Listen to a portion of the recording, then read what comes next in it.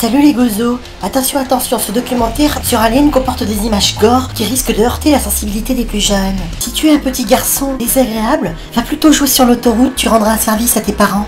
Si tu es un adolescent, tu peux regarder vu que tu es aguerri à toute forme de laideur chaque matin quand tu te regardes dans la glace. Allez, envoyez le bousin.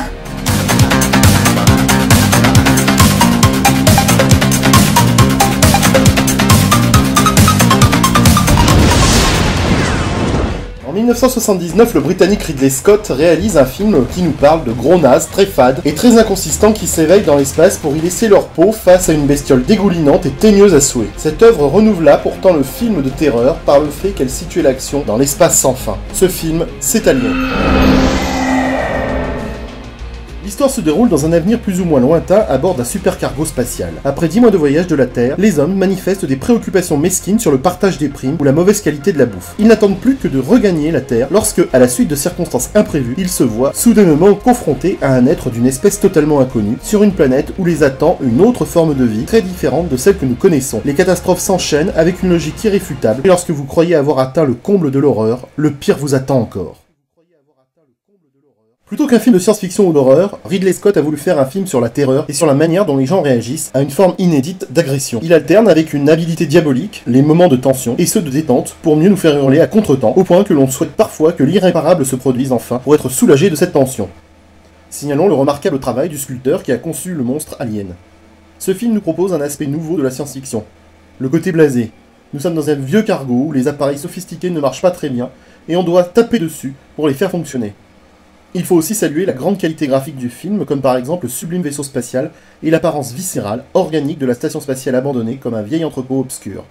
Ici, l'homme reste seul face à ses terreurs. Mais si vous le voulez bien, on va creuser un petit peu plus loin dans l'analyse. Mis à part de magnifiques décors et maquettes, le film manque vraiment d'originalité si on veut avoir l'honnêteté d'examiner dans le détail son contenu. Ce manque porte d'abord sur les personnages du film qui nous ressemblent un peu trop. Ridley Scott nous fourgue en plein milieu de l'espace infini des gros nazes que l'on croise tous les jours. Rappelons les faits si vous le voulez bien. Réveillés d'un sommeil cryogénique, les 7 membres de l'équipage se comportent exactement comme nous tous, quotidiennement au réveil. Ces personnages du futur sont très proches de nous parce qu'ils ont des émotions classiques, des humeurs banales. Ils bâillent, ils s'étirent, Ils se grattent les couilles. c'est malin ça. Et en plus, ils discutent devant un café. On est dans le futur et ils boivent un café. Un café, merde. Pourtant, Ridley Scott tente de nous montrer des durs à cuire. Mais à bien les observer, ce sont des durs à courte vue et complètement insensibles à la découverte de monstres. Ils sont aussi éteints qu'une classe de lycéens devant une modélisation du réchauffement climatique. Mais leur inconsistance ne s'arrête pas là puisqu'ils sont également des gros nazes dépourvus de sexualité. Que c'est triste le futur. Pas de sexe. Car contrairement aux autres films qui ramènent toujours le thème de la cohabitation en vase clos entre des hommes et des femmes pendant des mois, Alien n'y pense même pas. Ils ont bu du bromure ou quoi? Revoyez le film et soyez attentifs aux échanges entre eux. Les personnages s'appellent toujours par leur nom de famille et jamais par leur prénom sexué.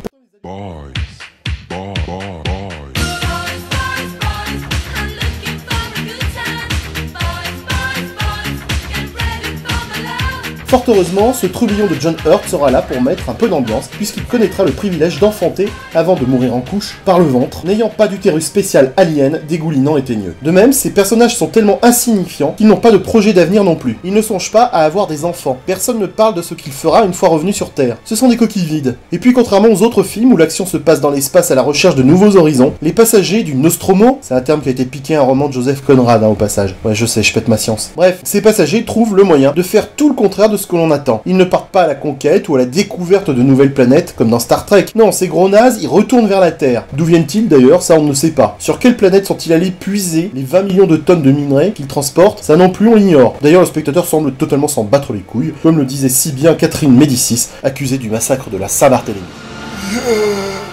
Attends Catherine là, tu sais que ça se fait pas de tuer au nom de la religion? Y'a que les gros connards qui font ça. Je m'en bats les couilles, motherfucker. Ah non mais tu peux pas dire ça, c'est du négationnisme. Dis donc toi, tu me rappelles le nombre d'orques que tu as massacré au gouffre de Helm? Ou à Minas Tirith? Motherfucker là.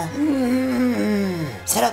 On passe à Aliens le retour. Après 57 ans de dérive dans l'espace, Ridley est secouru par la corporation Weyland. Malgré son témoignage sur ce qui s'est passé sur le Nostromo, elle n'est pas prise au sérieux par les militaires qui refusent d'admettre la présence de xénomorphes sur la planète LV-426 où se posa son équipage. Après la disparition des colons installés sur cette même planète, Ripley décide d'accompagner une escouade de Marines dans leur mission de sauvetage et d'affronter à nouveau la bête. Un peu conne quand même. Le traumatisme de la guerre du Vietnam marque ce film. Les Américains, super armés, qui se sont pris une branlée magistrale face aux Vietnamiens sous-équipés. Ici, ce sont les militaires super armés qui se font massacrer par les aliens, à main nue, si je puis dire. La renommée de la saga doit beaucoup à cet opus que de nombreux fans considèrent comme supérieur au premier, mais là, c'est une question de goût personnel. Alien et Aliens s'imposent donc comme deux références du genre dans une même franchise. Témoin des films de son époque, cet opus insiste sur les armes et le militarisme forcené à la Rambo. Le caractère belliqueux de jeux vidéo sert cette histoire violente. Ce qui est rigolo, c'est que tout cet appareil militaire et tous ces gros machos ne servent à rien face aux aliens. Ceux qui portent des flingues dans une main, une grenade dans l'autre et des couilles entre les jambes passent à la moulinette. Et c'est une femme qui les nique tous. Ripley utilise non pas une arme pour vaincre les aliens, mais un robot de charge centuplant sa force. Et on découvre une bagarre de meufs assez virile entre Ripley et la mère alien.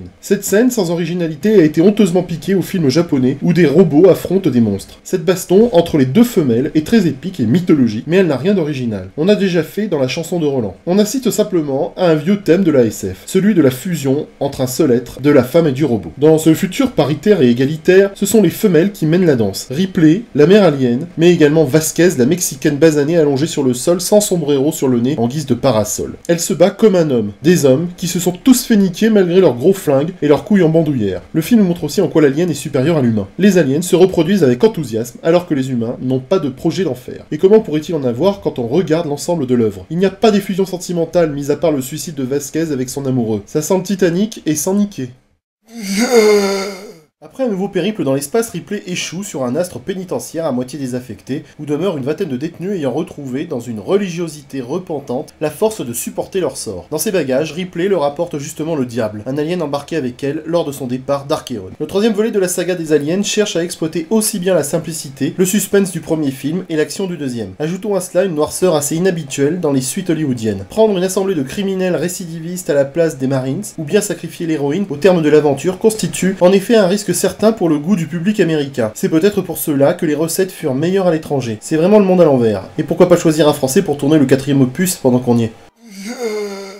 Alien 3, c'est encore une femme au milieu des brutes. Un scénario inconséquent, reprenant les clichés du cinéma du genre. On continue à associer mort et naissance dans le trash. Tout est macabre sans le montrer. Incinération de Mute et du Marine, la naissance d'un nouvel alien à partir d'un chien, c'est horrible, mais on ne le montre même pas. Ripley fait l'amour avec un médecin, et cette scène donne enfin un prénom à l'héroïne. On apprend qu'elle se nomme Hélène. Elle a donc une féminité. Bah dis donc, faut attendre le 3e épisode. Le film assure le renouvellement décoratif. Mais là encore, c'est tiré par les cheveux, car la fonderie du bagne dans laquelle se retrouve Ripley n'est qu'un prétexte pour faciliter la fin du film avec la destruction de l'alien grâce à l'équipement des forges. Le film tente aussi l'expérience mystique avec des bagnards fondant un ordre monastique, expérience qui tourne court car elle disparaît des dialogues et des situations bien rapidement. Aucun symbole sacré n'est d'ailleurs aperçu. Bref, tout ne sert que de décor, mais rien n'est exploité réellement. Et c'est parti pour Alien la Résurrection. Cette fois-ci, Ripley renaît par clonage grâce à un échantillon de son ADN, et la compagnie réussit à finaliser son vieux projet d'élever et d'observer des spécimens en vie de ces redoutables aliens à partir de l'embryon de reine pondeuse qu'elle portait. Mais les aliens prolifèrent et s'échappent. Jean-Pierre Jeunet s'attache à l'élaboration d'un univers visuel installé une fois pour toutes dans son esprit et immédiatement identifiable. Mais il doit aussi composer avec un cahier des charges contraignant et un scénario linéaire surexploité. Les héros pourront-ils s'enfuir? Ta-ta-ta. La Terre échappera-t-elle aux monstres venus de l'espace? Ta-ta-ta. Alors bon, la réponse est généralement oui dans le cinéma américain, je passe. De même, la personnalité de Ripley n'a plus rien de fascinant puisqu'elle devient quasiment intouchable du fait de son nouvel état d'hybride. Ce 4e opus est tout pourri. Il faut bien avouer que l'usure du thème finit par lasser. Cloné est devenu un être indéterminé et abstrait, Ripley reprend du service. Totalement inconséquente, du fait de son invulnérabilité, c'est pas facile à dire, elle ne nous épargne pas des scènes inutiles comme l'affichage de ses talents de basketteuse. Mais après, elle n'exploite plus ses talents pendant tout le film. Elle a des sens plus fins et des muscles plus forts. Pourtant, le scénario semble avoir oublié la possibilité de réutiliser